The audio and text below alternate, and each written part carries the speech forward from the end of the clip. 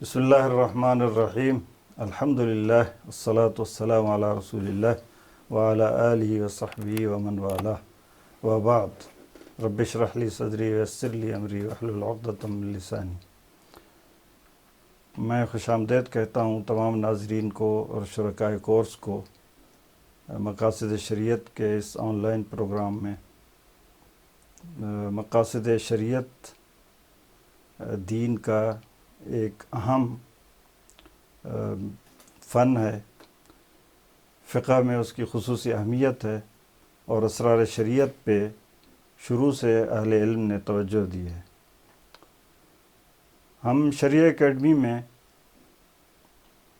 شریعت اور فقہ کی ترویج اور اشاعت پر خصوصی توجہ دے رہے ہیں، اور اس حوالے سے متخصص پروگرامات کے علاوہ عوام کے لیے بھی رہنمائی کے ہم نے کئی پروگرام بنائے ہیں، جن میں سے پچھلے دنوں آئلی قانون کے حوالے سے ایک کورس کروایا جا چکا ہے۔ یہ سلسلے کی دوسری کڑی ہے جو مقاصد شریعت کے حوالے سے ہے۔ شریعہ اکیڈمی 1981 میں قائم ہوئی اور اس کا بڑا مقصد قانون کے پیشے سے وابستہ افراد کی رہنمائی اور شرعی حوالے سے ان کی ٹریننگ تھی۔ اس کے علاوہ شریعہ اکیڈمی کا دوسرا بڑا مقصد شریعت کے حوالے سے، اسلامی قانون کے حوالے سے بنیادی مآخذ کی نشر و اشاعت اور جدید معاصر مسائل کے حوالے سے کتب کے تراجم کا پروگرام بھی ہمارا ایک بڑا حصہ ہے، اور اس حوالے سے ہم نے کئی کتب شائع کی ہیں جو اہل علم اور عوام و خواص میں مقبول ہیں۔ اس کے علاوہ شریعہ اکیڈمی لائرز، ججز اور قانون کے پیشے سے وابستہ تمام افراد کے لیے تربیتی پروگرامات منعقد کرتی ہے۔ نیز کچھ عرصے سے ہم نے اہل علم، علماء اور مفتیان کرام کے لیے بھی پروگرامات کا آغاز کیا ہے، اور اس حوالے سے کئی پروگرام ہم نے منعقد کیے ہیں۔ مقاصد شریعت کا یہ آن لائن پروگرام انفرادی نوعیت کا ہے۔ اگر یہ کہا جائے کہ یہ اپنی نوعیت کا یہ پہلا پروگرام ہے تو شاید یہ غلط نہ ہوگا۔ مقاصد شریعت پر پچھلی صدی میں خصوصی توجہ دی گئی، چونکہ نئے مسائل جو اس سوسائٹی کو درپیش ہیں ان کے حوالے سے اجتہاد کی ضرورت روز افزوں ہے۔ اس لیے اجتہادی مسائل میں مقاصد شریعت کا ایک بنیادی کردار ہے۔ مقاصد شریعت کوئی نیا علم نہیں ہے، بلکہ یہ پہلی دوسری صدی سے یہ ظاہر ہونا شروع ہوا، اور اس کی رہنمائی قرآن و سنت میں کی گئی ہے۔ جگہ جگہ اللہ تعالیٰ نے احکام کے مقاصد اور اسرار بیان فرمائے ہیں۔ رسول اللہ صلی اللہ علیہ وسلم کی سنت شریفہ میں اس حوالے سے رہنمائی ملتی ہے، اور اہل علم نے مقاصد شریعت کو مدون کرنے میں اور اس علم کو مرتب شکل میں پیش کرنے کے حوالے سے بہت عمدہ کاوشیں کی ہیں۔ سب سے پہلے امام الحرمین جوینی کا نام آتا ہے، جنہوں نے ان مقاصد کی طرف اپنی تالیفات میں اشارہ کیا۔ امام غزالی سے ہوتے ہوئے یہ علم امام شاطبی تک پہنچا، اور امام شاطبی نے اپنی کتاب الموافقات میں اس کو تفصیل سے منضبط اور مرتب کیا۔ ماضی قریب کے اہل علم میں علامہ ابن عاشور نے اس علم کو زیادہ بہتر طریقے سے متعارف کرایا، اور ان کی کتاب مقاصد الشریعہ بہت مقبول ہوئی۔ ان کے بعد علامہ علال الفاسی نے بھی اس فن پہ لکھا، اور معاصر اہل علم نے تو اس پہ گراں قدر تالیفات مرتب کی ہیں۔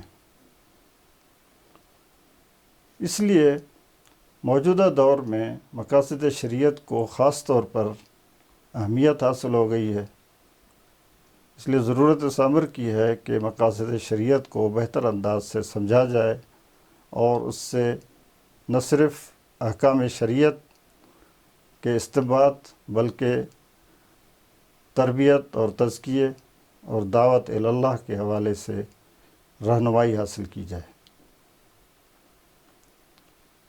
مقاصد شریعت کے حوالے سے ہمارے ہاں افراط و تفریط کے دو رویے پائے جاتے ہیں۔ کچھ لوگ تو اس بات پہ زور دیتے نظر آتے ہیں کہ اجتہاد محض مقاصد شریعت کی روشنی میں ہو، اور نصوص کتاب و سنت کی طرف رجوع کرنے کی زیادہ ضرورت نہیں ہے،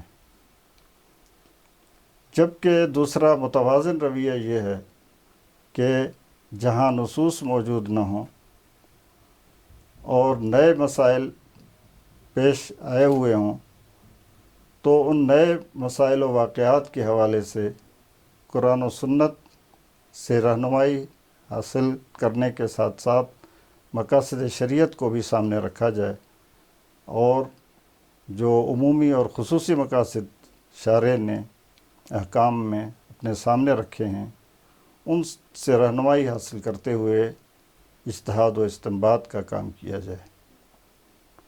اور یہی وہ رویہ ہے جس کو اپنانے کی ضرورت ہے، اور اسی طرح افراط و تفریط سے بچا جا سکتا ہے۔ مقاصد شریعت معلوم کرنے کے دو نمایاں فوائد سامنے آتے ہیں۔ ان میں سے ایک فائدہ تو یہ ہے کہ شریعت کے احکام کا باہم مربوط فہم حاصل ہوتا ہے مقاصد شریعت کے مطالعے سے، اور دوسرا نئے پیش آمدہ مسائل کے بارے میں اجتہاد کے حوالے سے مقاصد شریعت سے رہنمائی۔ یہ دو اہم مقاصد ہیں مقاصد شریعت کے مطالعے کے، اور ہم نے کوشش کی ہے کہ اس پروگرام میں ان دونوں مقاصد کے حوالے سے تفصیلات اپنے شرکائے کورس تک پہنچائی جائیں۔ اس حوالے سے مقاصد کا عمومی تعارف بھی ہوگا، اور اس کی جو قسمیں ہیں یا بڑے بڑے مقاصد ہیں ان کا مطالعہ بھی ہوگا۔ جیسے علماء نے شریعت کے 5 مقاصد متعین کیے ہیں کہ شریعت کے مقاصد میں سے اہم مقصد ضروریات 5 جان، مال، دین، نسل اور عقل، ان کی حفاظت، یہ شریعت کا بڑا مقصد ہے۔ اور کیا ان مقاصد میں کوئی اضافہ بھی کیا جا سکتا ہے؟ جیسے بعض اہل علم نے حال ہی میں یہ رائے دی ہے کہ ان مقاصد پہ اضافہ بھی کیا جا سکتا ہے، چونکہ موجودہ دور کے بے شمار مسائل ہیں اور نئے نئے مسائل پیش آئے ہیں، اس لیے صرف ان 5 مقاصد پر جمود کیے بغیر ان میں اضافہ کیا جائے، تاکہ شریعت کا جو عمومی مزاج ہے وہ سامنے آئے۔ جیسے رفع حرج ہے اور رفع ضیق ہے، اور مصالح مرسلہ شریعت کی جو پہچان ہے ان کا حصول آسان تر ہو اس مقاصد کی روشنی میں۔ اس کے علاوہ ہم امام شاطبی کا جو نظریہ مقاصد ہے اس کے حوالے سے بھی ایک لیکچر میں اس کی تفصیل بھی پیش کی جائے گی۔ نیز مقاصد شریعت مختلف موضوعات کے حوالے سے آئلی مسائل کے حوالے سے یا معاشی مسائل کے حوالے سے، ان پر بھی کچھ لیکچرز کا ہم نے اہتمام کیا ہے۔ مقاصد شریعت کے حوالے سے اس پروگرام کا اگر ہم خلاصہ اور نچوڑ بیان کرنا چاہیں تو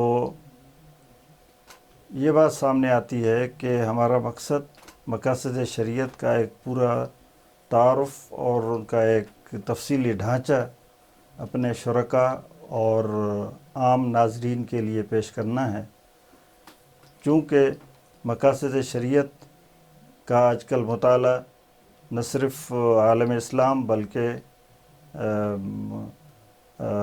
مغربی دنیا میں بھی بڑے پیمانے پر ہو رہا ہے، اس لیے اس حوالے سے ایک عمومی رہنمائی فراہم کرنا اہل علم کی ذمہ داری ہے۔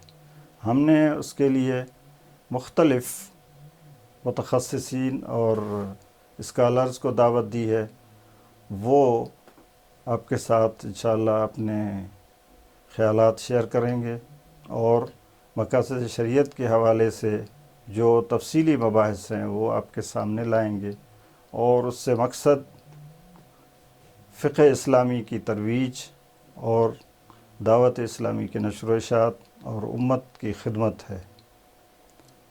امید ہے کہ ہم اپنے اس مقصد میں کامیاب رہیں گے، اور آپ حضرات کے تاثرات کا ہمیں انتظار رہے گا تاکہ آپ کے آراء اور مشوروں کی روشنی میں اس سلسلے کو مزید بہتر بنایا جا سکے۔ وما توفیقنا الا باللہ۔ السلام علیکم ورحمۃ اللہ وبرکاتہ۔